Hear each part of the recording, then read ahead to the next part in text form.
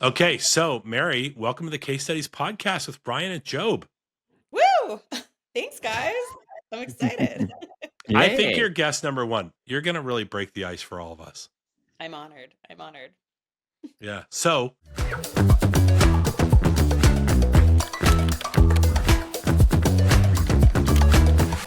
I want to talk about the case study of you actually starting to build persona and starting to build a personal brand, starting to diversify everything from work, Mary, to all these other things you've got going on. So can you start there with like, who is Mary Sheehan? Yes, Mary Sheehan. So, hello, everyone. I am a mom. I am a marketer. I have previously been best known for my stints at Google and Adobe, working at product marketing. I had wrote a book about product marketing. I had a podcast on product marketing. But over the last, I'd say like year and a half, I've made this really purposeful pivot to addressing this passion project of mine, which is like how effing hard it is to be a working mom, especially a Yeah. working mom in tech. And so I have really started to build a community around that. It's called Propel Yourself. I have started to be a lot more active in social media, and I have a newsletter now on the topic too. So it's been fun and it's been a journey, and you guys have been very helpful in that journey too. So I'm excited to talk about it. That's great. Yeah. Yeah. I think recording with you is some of the funnest days Job and I have had at work. Would you Oh, say, me Job? too. Yes, Yes. it's definitely one of the funnest. Mary is a Aw. dream. You're an absolute dream to work with because, I mean, you're just lovely and incredibly smart and articulate, but you're one of those smart people who speaks very clearly and makes things easy to understand. So yeah, you're a dream. Is the whole podcast going to be like this? I love Yeah, this is what it is. It's a reverse intervention. It's something we're a doing now. reverse roast.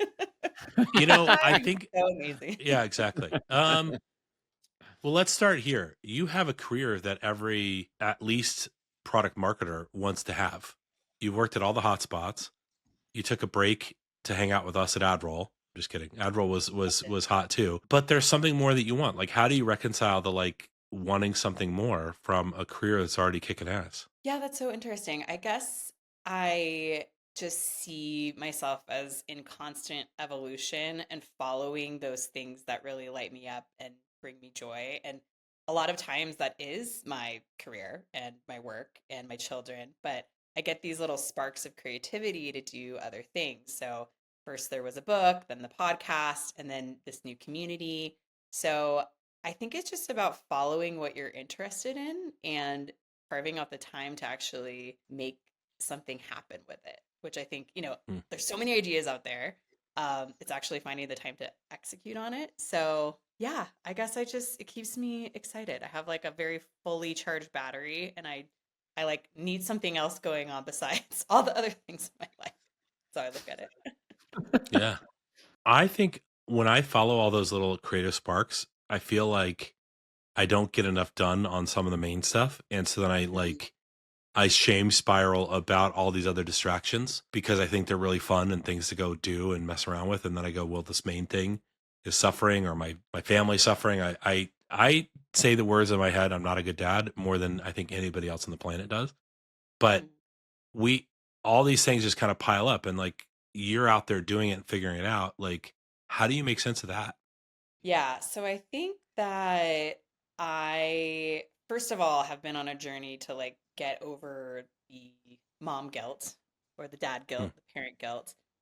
Because I know that if I am doing things that I am passionate about, it will trickle down to my children. They'll see my enthusiasm, they'll see how happy I am. So I kind of just like, first of all, like mental mind shift. The second thing is like for anything outside of work, you have to be doing an A+ job at your job. Like I was not doing any of this when we worked together at AdRoll because I was a new manager. I was like living this crazy startup life.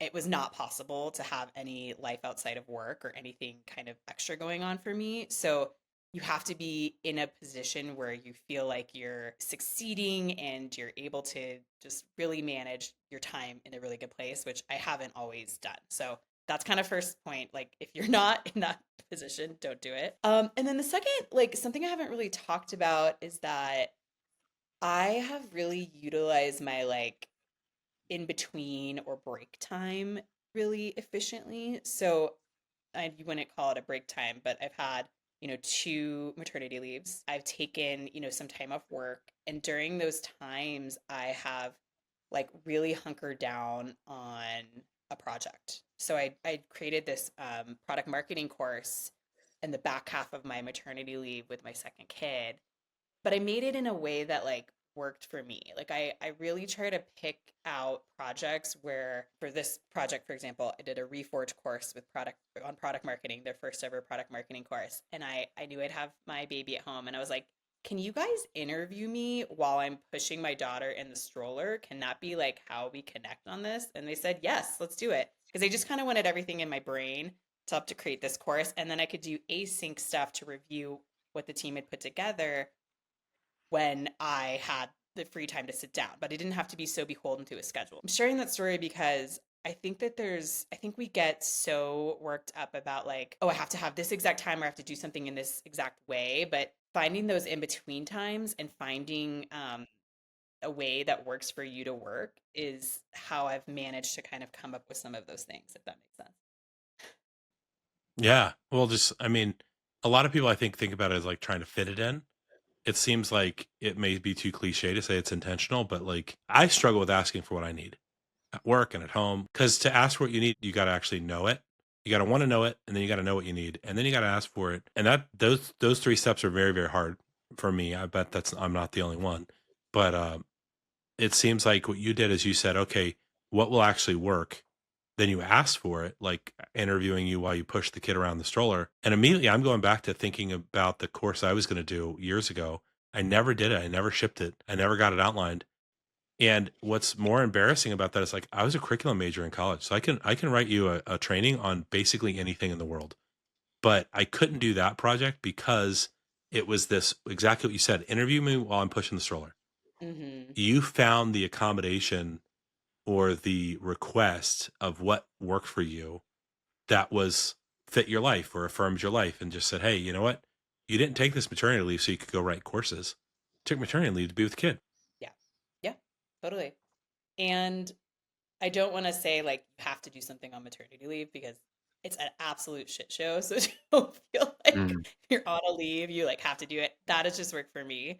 Another thing has been working out those time blocks with my husband too. So we have 2 small kids now and we do a lot of switching off. So like I'll take the kids for 2 hours, I'll take them for 2 hours, and I will be really purposeful about what I want to get done in those 2 hours on a Saturday morning, say, and not just kind of waste away my time scrolling on Instagram. I'm like, oh, I'm going to write a chapter of a book, or I'm going to record this podcast or do whatever. Like I whatever one thing I'm focusing on at a time, I make it really purposeful within that too. So it takes a lot of planning. You guys know I'm a planner. I like send you all my docs and things. I use a lot of chat GPT for planning and thinking about what I'm working on and goal setting and all of that. So there is some, back work that goes into it. But if I have a free hour or two, I know exactly what I'm going to do in that time. Oh, that's awesome. Mary, I'm going to ask a weird question. Please. The idea that that's a brilliant thing that like you're very intentional when you get these 2 hours free now. I'm a new parent, so now my time has been constrained. Do you think your career would be the same if you were, Wario Mary that never had kids? You're just married. Do you think you'd be in the same place career-wise today without the kiddos?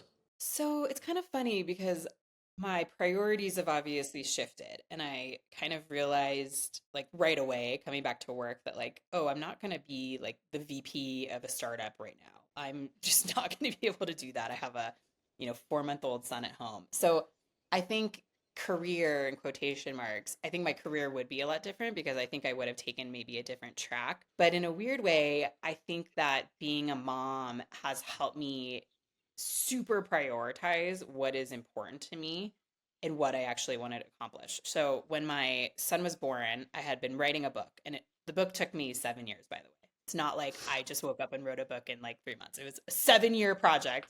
It's not a very long book for those of you that have read it. It's like, this took 7 years. But life happens, 2 kids, but actually having my son, I was like, I want to have that I've been an author. Like I want this out in the world. So it made me hyper driven at figuring out a way to get this done. So those 1 hour periods I'm talking about that I had on a weekend or whenever, in the evenings, I'd be like, okay, I gotta edit this chapter. I gotta work on this graphic for this. So it made me really specific about it. And I don't think I would have been as motivated to do those projects if I didn't have kids. I think it would have just been like, time is unlimited. I have so much of it, or I might have been much older when I did it. So having kids made me realize you have freaking limited time in your day and on this earth. So why don't you just go and do the things that you want to do and put them out in the world? And it's been a big mindset shift. Yeah. Love that. Seems like it's like starts mentally at like, what do you want to do? Yeah. And then go after them. 98% of us in the world have an internal monologue in our head. I think there's like 2% of people don't. I would love to try out what that's like to not have that voice. Do you have a voice? I'm assuming you kind of have a voice. What's funny is guess if we're gonna get real on this podcast, I didn't really realize Let's.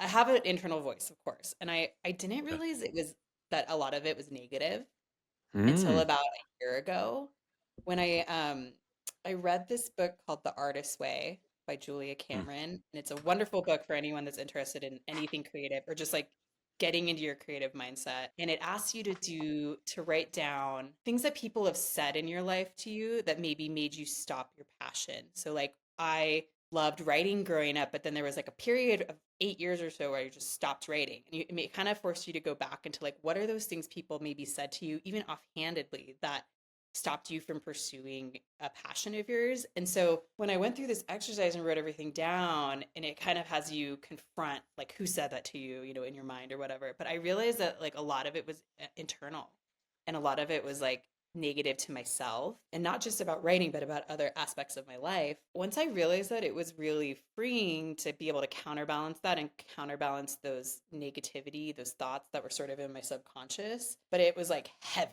I did, because I was always like, oh, I'm so positive. Always glass half full. But I had to confront it. And it was a really meaningful turning point for me to realize, okay, there is this inner critic. I call him like Gollum. He sits over here. Mm. Now I hear it more, and I'm just like, bye, get out of here, stop those negative thoughts. And it's a lot better. So now I try to replace that with positive thoughts and, thinking about the best outcome of something. And it's been a really big game changer for me. Thanks for going there and getting real. I think what I'm obviously alluding to is we all have it. Yeah. You being able to tell us about yours is awesome. I have the Artist Way sitting right here because I haven't started it yet, but I want to think more about this. I actually want to write a workbook. And so I've been kind of kicking around like how to do a workbook around this, around some of the stuff we're talking about right now. I want to double down though and see if we can talk a little more about the Golem, because I have this theory and I haven't really tested it out. And I think the only people I've told this theory to have said that I'm totally wrong. So I'm going to try you and see if I really am wrong, because you know a lot about marketing, you know a lot about social media. First of all, I'm probably the most confident and secure person that you know. I think most people would describe like, oh, JR, he's super confident. I'm completely insecure. I'm a total basket case in most areas of my life. But I have this theory that the Golem inside voice is why a lot of us don't go do LinkedIn, don't post thought leadership posts on LinkedIn, don't record videos, because I think for me, the Golem voices are people, my work shit comes from a lot of people that I once knew or want to know and what they must think. And so I channel that super negative way. And I hear somebody who, let's say a leader a long time ago insinuated I wasn't working hard enough by saying, I told him everything I had going on and how busy I was. I was running 3 teams, getting credit for nothing. And he goes, well, do you watch TV when you get home? And it's like, that was out of left field. You're asking me if I watch TV when I get home, like by me telling you how busy I am with all these projects. And I hear that sometimes in my head when I'm thinking about dropping a video or making a post. I go, oh, well, this person I'm connected to, I'm not going to unconnect from a VP I worked with who I used to respect a lot. I like him a lot. I do respect him, but I hear his voice Does your golem ever do impressions of people that are in your work network, or am I the only one? Oof. No, I have such a crazy story, and this will be shocking because I've been like the poster child for product marketing, maybe driven from this, but I had a manager briefly that like got some negative feedback from a stakeholder, and he had this meeting with me, which I thought the meeting was going to be like, "Oh, what's your management track? How are you going to go? How are you going to get to the next level? La la la, Yeah, A+ student." And he was like, "I don't know if marketing is for you." So that was just devastating. I think I remember it being like, I know, your yeah, faces. I yeah. it was like 2 and I just left the office and I was bawling and I remember calling my brother, my little brother, and he was like, he doesn't knows nothing about marketing. He's like, "You're great, sis." Yeah. And it shook You're a me great though. marketer. What's that again? Yeah, what is that again? And it shook me for so long. So I had this imposter syndrome about marketing for so long. And then I was like, wait, I know what I'm talking about. What was that person's problem? Like I don't and in retrospect, it was like things outside of my control. There was like a little retaliation going on. Like it was a weird situation. And I'm like, wow, that person just almost like destroyed my whole marketing career with this one offhanded comment. So yes, he still follows me on LinkedIn and I'm like, "Oh, what does he think about that?" Or I used to think that. Now I'm like, "Well, whatever." Like So how did you you're push doing past well. that? How did you stop wondering if he's in the comments or going to get this or It took a long time, honestly, and I think I even felt imposter syndrome about it when I published my book. So I published a Mm, book 2 years ago on product marketing, on product launches. okay. And if you look back at like the launch promo, like I have no pictures of me holding the book. I'm like barely featured in, I did like 1 or 2 posts about it in an email. Like I was like so nervous to put myself out there, even though I had written a book about it. And now I see people's book launches and they're like preceding everyone for months and like there's a pre-order and all this stuff. And it still got on the bestseller list for Amazon, which was pretty amazing. But it like not because I did like an overwhelming amount of promotion on it. So it affected things like that. And I think after I wrote the book and after I started to just see how that was impacting people's lives and it was like on everybody's desk and they were Mm, saying, "Oh my God, look at my book. It has like 47 little post-its in dog it or ears. highlighted Yeah. it." Like I've seen like so many people have sent me that and it's just helping them. And I also did this podcast, and people were telling me how this podcast called Women in Product Marketing, how it helped them get into product marketing. It helped them get over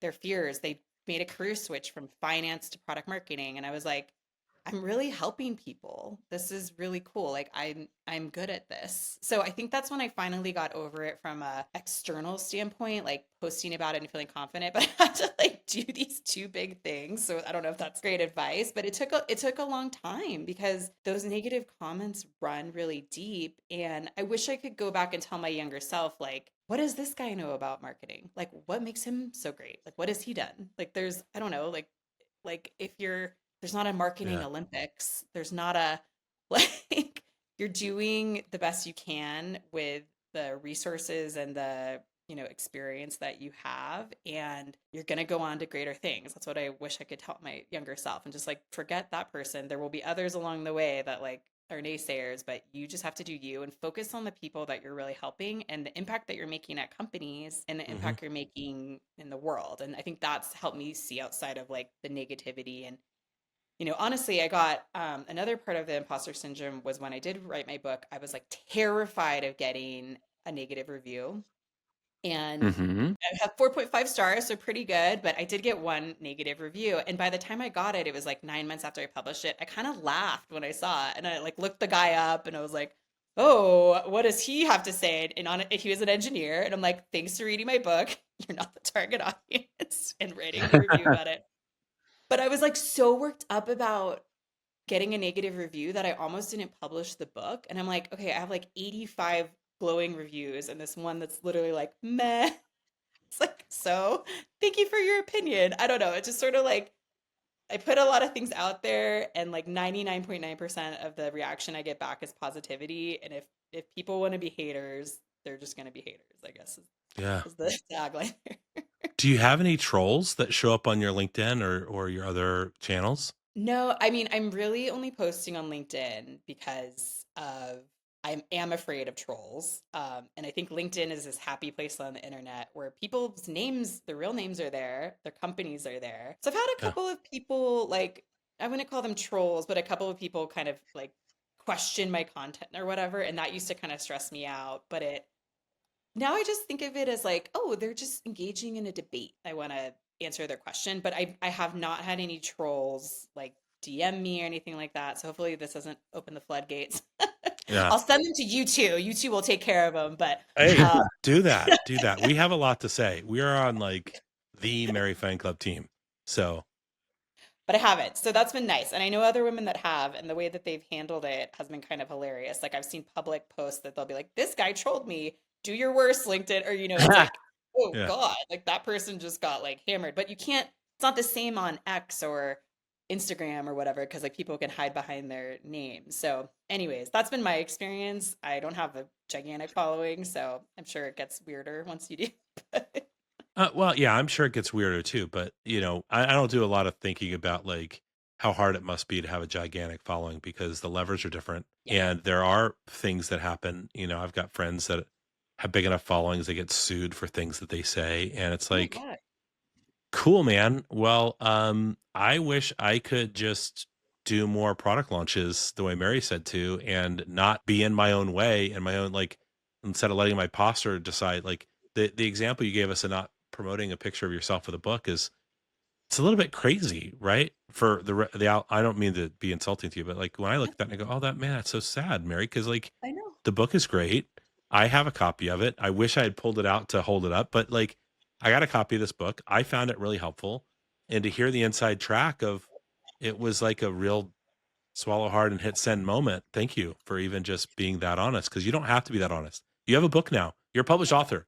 You could say, Yeah. "Look at me, bitches! I got to publish. I must publish." Like it's easy. You should do it too. You could do the you could do it too. Justin Welsh course about it's so easy, Yeah, but it's not totally. easy. It's not easy. 7 years, a lot of imposter syndrome. Yeah, But that's I the mean, thing. flash forward. Oh, go ahead. I was just gonna say, Mary, and you already mentioned this a little bit, but like I think you were so overqualified to write that book. Like you have so much experience, you're so smart, and the thought of a negative review held you back.